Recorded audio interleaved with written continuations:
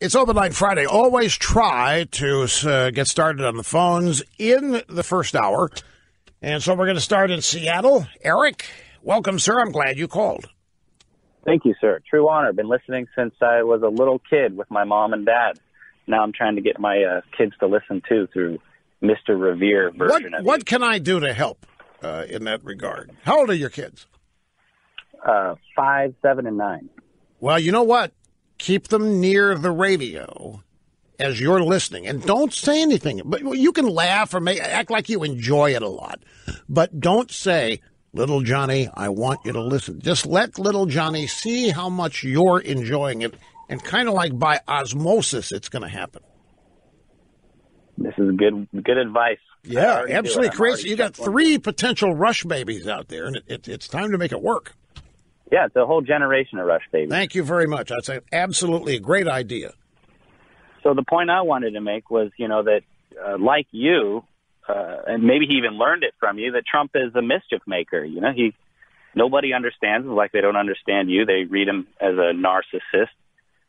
And he's just taking jabs at their own narcissism. Hillary drinks a bottle of vodka to unwind. And he goes on Twitter at night and pokes fun of the FBI and foreign leaders and the media and everyone else. The greatest illustration of what you're talking about is when Trump, in the summer of 2016, while the Democrats and the media are going bonkers over Hillary's emails and the fact that there are 30,000 that might be missing, and all Trump is doing is watching.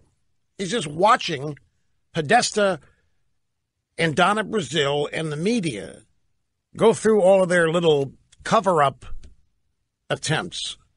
And so Trump says, "Hey, Russia, if you're listening, maybe you can find Hillary's missing emails. She can't."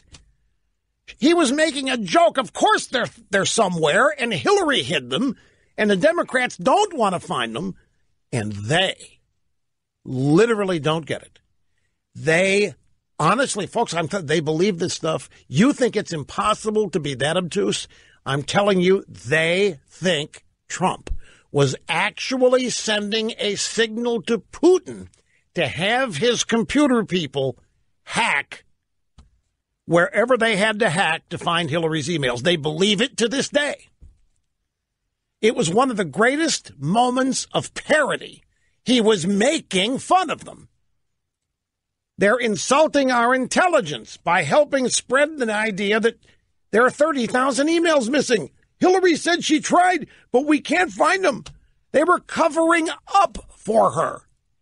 30,000 emails are not missing. They're somewhere. They're on a server somewhere. So Trump essentially, "Hey, let me help you guys. Hey, Russia, maybe you can find the missing," because they're always talking about Trump's colluding with Russia and Russia interfered in the election, the campaign, the Russians are this, the Russians are that. Trump was ramming it down their throats, and they believe it.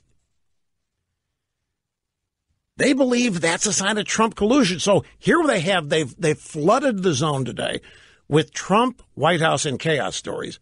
And what's Trump do? He sends out a tweet ripping the hell out of Alec Baldwin. And they can't believe it.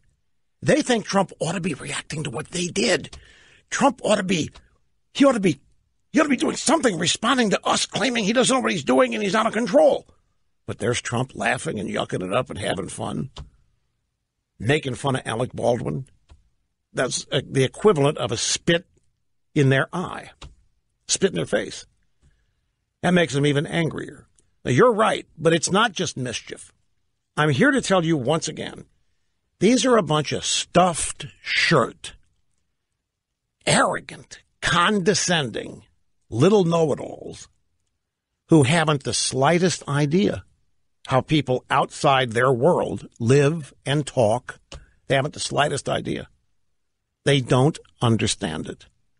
Trump is outside the system, always has been, and they can't deal with that.